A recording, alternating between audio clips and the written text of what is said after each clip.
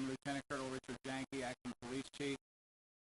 At approximately 3:20 this morning, a District 5 Sergeant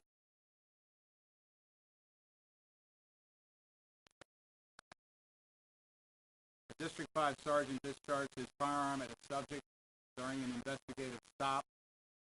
The subject, Mr. David Paul Hebert, is deceased.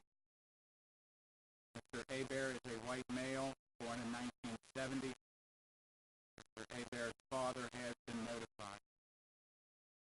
We have begun parallel investigations into this incident. Lieutenant Colonel Vincent Damasi is in charge of our criminal investigation section. They have begun an investigation. The Cincinnati Police Department Internal Investigation Section, commanded by Captain Paul Humphreys, has begun an investigation, and I want to recognize in the back Mr. Ken Glenn. Mr. Glenn is the Director of the Citizen Complaint Authority. They also will begin a parallel investigation. This incident began when District 5 officers received a report of a cutting on Virginia Avenue in District 5. Officers responded to the scene, and a description of two subjects wanted for investigation of the cutting was broadcast. The broadcast included information that the subject was possibly armed with a knife. Officers approached two subjects who matched the descriptions on Chase Avenue. An officer questioned Mr. Hebert, who was one of the two subjects, questioned him about whether he had a knife. Mr. Hebert denied having a knife. Mr. Hebert put his right hand into his front right pants pocket. An officer ordered Mr. Hebert to keep his hand out of his pocket at least twice. Mr. Hebert pulled a knife from his pocket, raised his arm with the knife, and made what is described as a swipe at the closest officer to him, which was the officer giving him the command. And Mr. Hebert took a step towards the officer as he did that. As Mr. Hebert pulled the knife from his pocket, Sergeant Andrew Mitchell, who was serving as a cover officer, drew his firearm. And as Mr. Hebert stepped and swiped toward the officer, the other officer, Sergeant Mitchell, fired 2 rounds, striking Mr. Hebert with both rounds. Mr. Hebert fell to the ground. Mr. Hebert was pronounced deceased at the scene. The involved officers are on administrative leave. As I said, 3 parallel investigations have begun, and those investigations are ongoing. We have a PowerPoint presentation which will set the incident in a geographic context for you. We also will have some audio on these slides.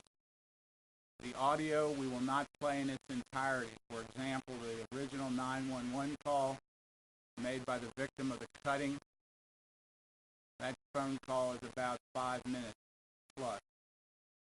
We are going to just play portions of the audio. All these tapes will be available in their entirety.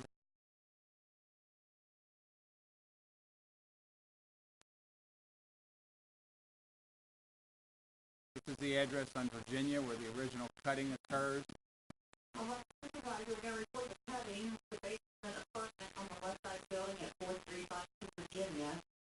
Jason Whaler said he was cut by a male and a female. They're on the sword, cut on his left hand. I'm not sure fires are like it didn't look like a serious. He's receiving medical, they're saying. The suspects were from a woman's bones, the male went in 45-9. Like 10-1. This is Sergeant Mitchell putting out the description. He had responded to the scene.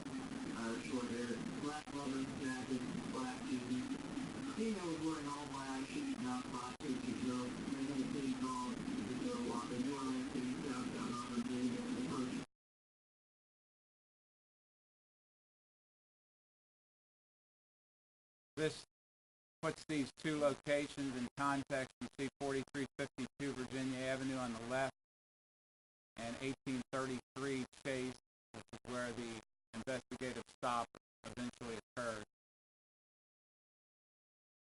There's a close-up of the 1833 safe. And this is the address itself. It all occurred in between the tree and the parked car. A very close, everyone was in close proximity. This is the knife. This is a folding switchblade. And you see the ruler there. I asked you to look in the context of the ruler. Knives of this look often are not this large. As you see, it's a full 13 inches long. This is Mr. Hebert.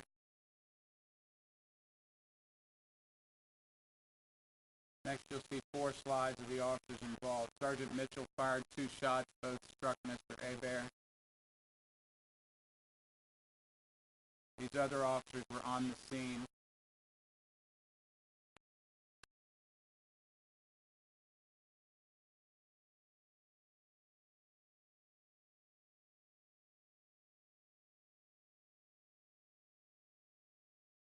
More specific detail, of course, will be finalized and determined as the course of these 3 parallel investigations continues. At this point, I can answer questions, and also the mayor. Yes.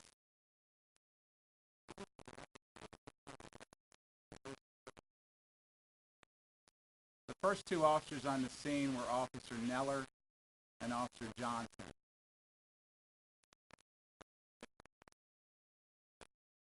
Yes, cover officer. And all the officers arrived within very close time span of each other. All officers testify to the fact that the commands were given and the subject's actions were very quick, very rapidly. He put his hands in his pocket, did not comply with orders, and drew the knife and raised his arm very rapidly. No. We have no information at this point that he said anything.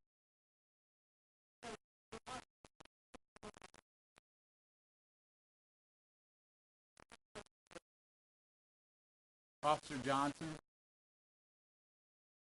and the information I have right now is within 1 to 2 feet.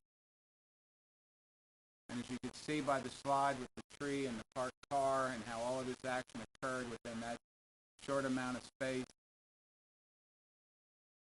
it was close quarters for very rapid action on the part of this subject.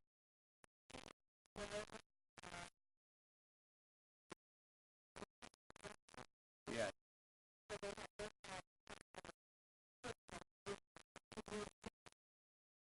They do know each other. Yes.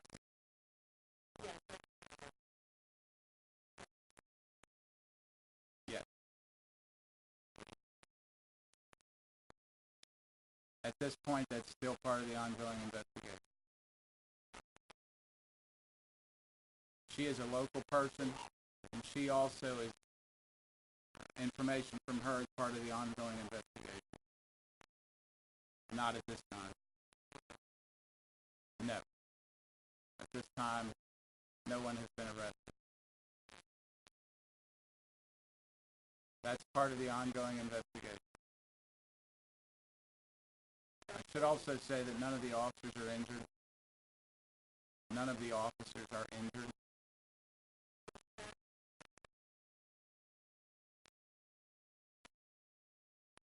Dispatcher said that, and that's part of the ongoing investigation.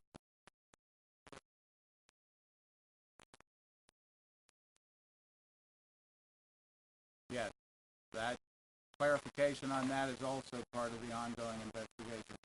You saw the knife we recovered at the scene. That's the knife that he stepped toward an officer and swiped at the officer with that knife.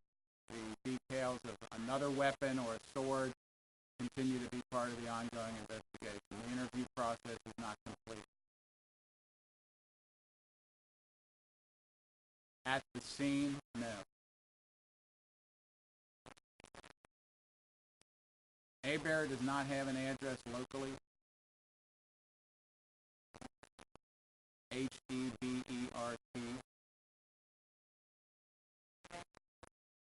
That's correct. At least at this point, we don't have an established. We do know that he is from, at some point, New Orleans.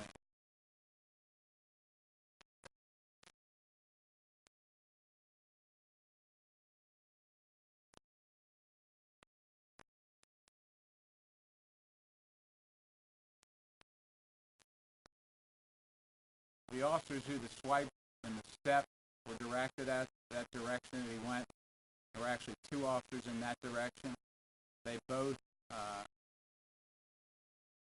don't want to say they say they stepped back because the timing was so fast that they saw they had to do something to avoid, but it happened so rapidly that the accomplishment of that and where it went, this was just a very, very quick incident.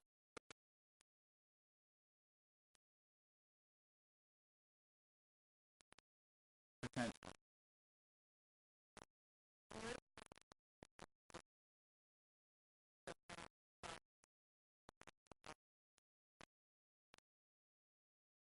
That would be very difficult for me to make a statement of that. That has been articulated in the interview process. And I think the significant points here that are kind of at least address some of these questions are we had a definite offense that involved a cutting. That was confirmed by officers.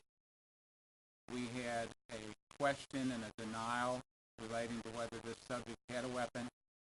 Then we had a very quick action on his part.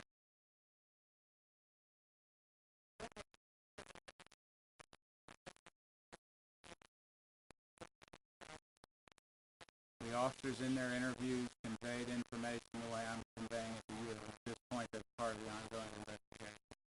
I think, as you know, we're not going to detail specifically what each officer said.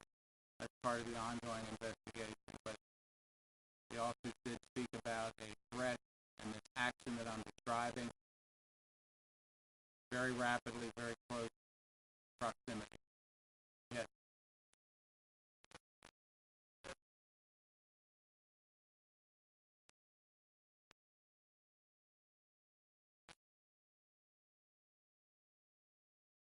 None of them perceived that as an option.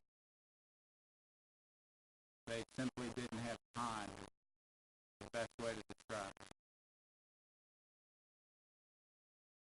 When encountering an edged weapon, a threat of serious physical harm, depending on other circumstances in general, for a Cincinnati police officer to draw their firearm in response to a threat of an edged weapon, drawing the firearm is appropriate.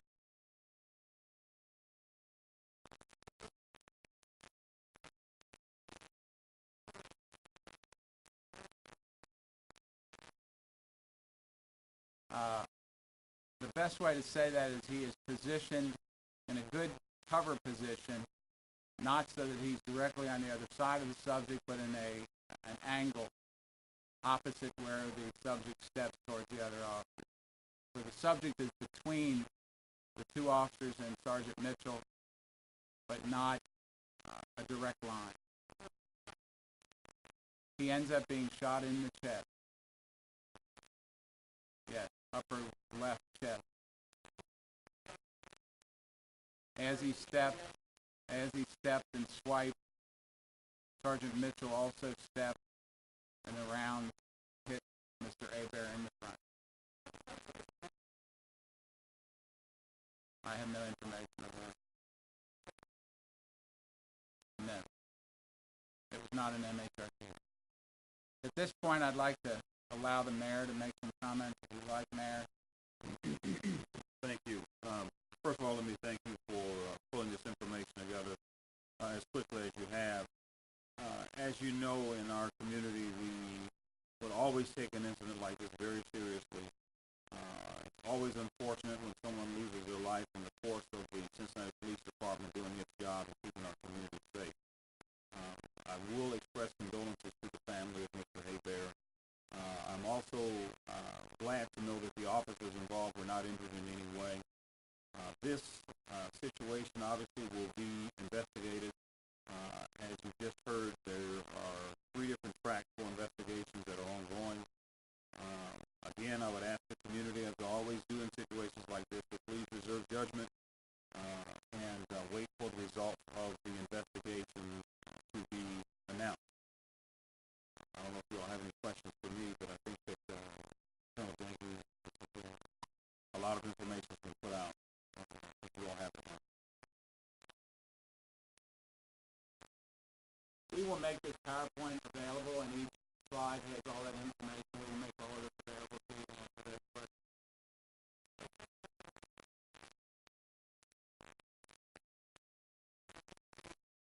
I'm not aware of that right now.